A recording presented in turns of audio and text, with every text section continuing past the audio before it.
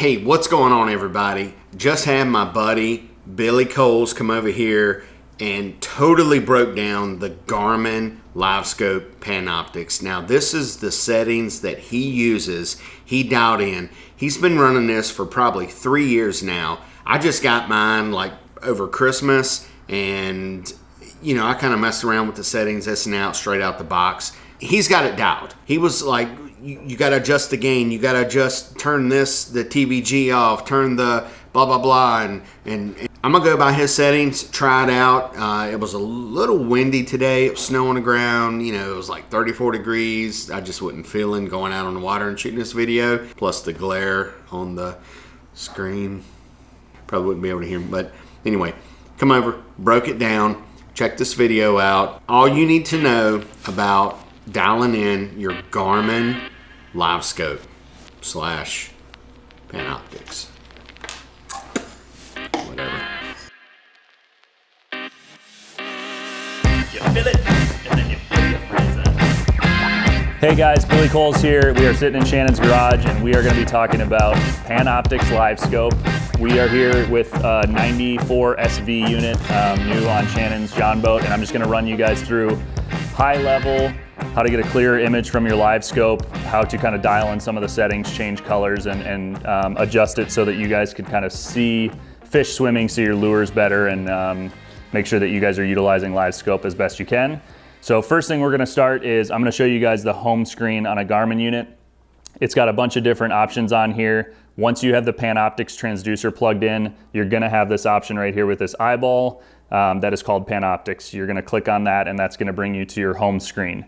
It's pretty self-explanatory and the stuff's been out for a few years now, so I'll just kind of run over it super quick, but you've got a 0 number here on top with kind of an open V shape that's going to be the view of the actual Panoptics transducer. We don't have it in the water, so you guys aren't really going to see anything right now, but what you're looking at is your top line here is your distance.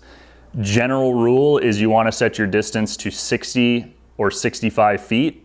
That is basically a full-length cast distance. If you're throwing big plugs or a super heavy football jig or something like that, you can obviously get it further than that, but most techniques you're only going to be able to get it 60 feet. So setting it to something where you're not looking super far ahead is going to help you guys be able to utilize it to its fullest capabilities. As well, the further out you go, the smaller your returns are going to be. So if you're looking at 100 feet out, what might be a good fish might look very tiny on LIVESCOPE if you're looking for 100 feet or if you're looking from 100 feet. This axis here is your depth line. So as you're moving, this function here on the far right of the screen is your depth line. It's set to 30 right now, but you can push this button and it will say auto. As you're going down the bank and as you're stepping on your trolling motor, that's going to adjust the level for your depth. So there's nothing you have to do besides have the graph do its job. By adjusting your trolling motor, like right now it's dead of winter where we are, so we're fishing a lot of bluff walls. The transducer is going to adjust for looking up that trough and looking up close to the rocks and back out deep and adjusting as need be. So those are your two axes. If you need to or want to adjust your distance, that is this function right here above the nav info. Simple plus is going to add distance, minus is going to change that. And then your other function right here is your gain function that we will talk about right now. So number one, adjustment feature that you want to do on your graph is adjusting gain. If you don't know, gain is basically going to bring in noise interference or bring in sensitivity to your unit so that you guys can see more fish, see more structure, stumps, laydowns, rocks, schools, all that sort of stuff. But it's a double-edged sword. If you increase your gain too much, it's going to obviously muddy up your image. It's going to put too much stuff in your viewfinder. So you want to find that sweet spot. For me, I usually set mine between 50 and 54. If I'm pretty shallow, we'll say 20 feet or less. If I am deeper than that, I'm usually boosting it up to like 60, sometimes up to 65, depending on if it's super windy or what kind of structure I'm looking at out deep. So to get into the remainder of the functions, you are going to use the menu button here, and I will just fly through these real quick. So here's a second option for you guys to select your gain. If you want to, there's factory desets in here, auto, low, medium, high. For me, again, I'm setting it manual. Hit the back button here. Forward range, if you guys want to adjust that in this function, you can also do auto for forward range. I don't recommend it. Set it at 60, be done with it. Transmit, that just means that the transducer is actually sending out the ping and returning, so that part is fine. Depth range, we're going to leave it auto. Like I said, it will adjust. So we're going to go into sonar setup, which is kind of your advanced options for setting up a lot of the interference and getting the clearest picture. I'm actually going to go skip appearance for now and go to this TVG. It stands for time variant gain. With forward-facing sonar. Some people call it a Christmas tree or a sunburst. At that V shape, when you're in the water, sometimes you will get these three kind of, I'll call it a sunburst, interference type of ghosts on your screen. So if you are having an issue with that, going back into sonar setup, you can take the time variant gain and adjust that to low, medium, high, and that will help wash out or kind of wipe away the sunburst. What I always like to do is if I'm in a windy day or I see that sunburst come up randomly is lift my trolling motor up, make sure my transducer is level and it didn't get banged around or adjusted slightly to where I'm getting that return. So keep it on off for the most part, but if you start to see that, then I would definitely make that adjustment. Installation is next. Garmin units are auto, so if you take your Panoptix transducer and you twist it, you can go into down view. If you leave it forward facing, it'll be forward facing.